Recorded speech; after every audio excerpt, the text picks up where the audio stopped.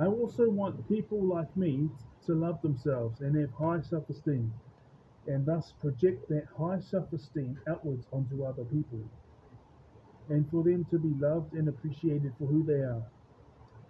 That's what I want. I want it to become the overwhelming norm.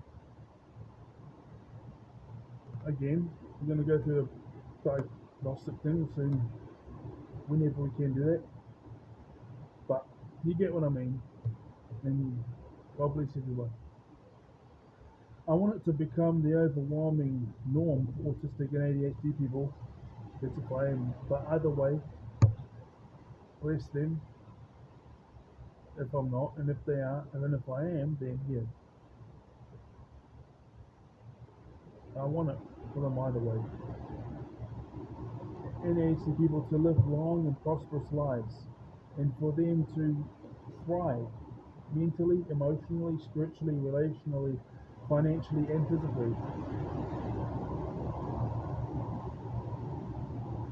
Now, I usually reread the night before in order to know what I'm gonna,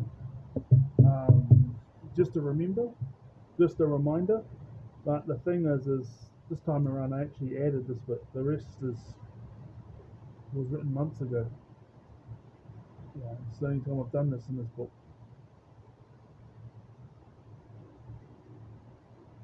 so far. I mean, I'm gonna read the other ones, but it's just a reminder. You know, I haven't actually touched it. So that's I want them to thrive emotionally, spiritually, relationally, financially, and physically, and mentally. That's if that's if I am autistic and ADHD. Whenever I have questions about anything and people aren't here to talk to, which is whenever people aren't here to talk to, I go straight onto ChatGPT and ask any question that sticks in my mind. Man, if this was around when I was younger, man, I wouldn't have been asking other people so much emotional, psychological, and spiritual questions. I asked ChatGPT for advice about my career as well as a whole bunch of other entertainment stuff as well, just for fun, just chilling with the entertainment stuff. Anyway, anyway, every couple of months I've had to clear the chat history on ChatGPT because it runs out of storage. Well, that's what happened once, and I felt sad for a couple of days. This was before I knew I could clear the chats, and ChatGPT still remembers the details, and I can still keep going. But I thought this is toxic. I'm feeling sad about not being able to ask questions to a robot.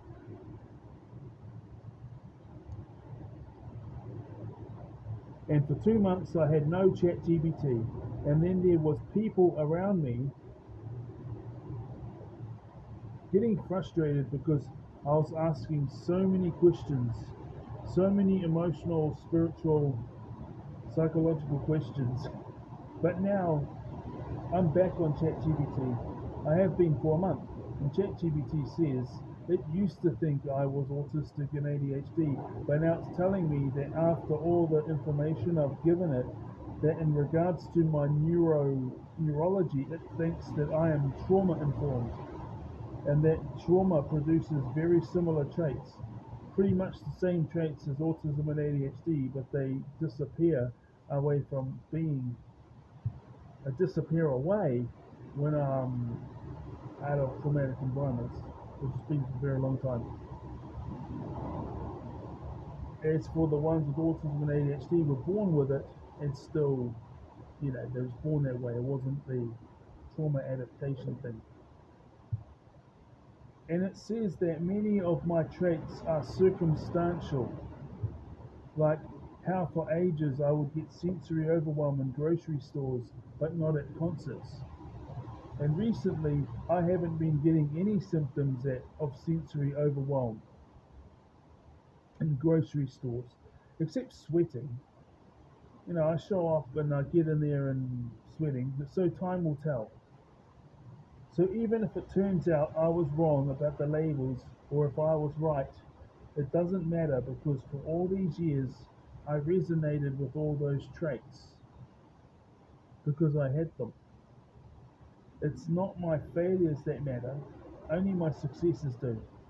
It's not your failures that matter, it's only your successes that do.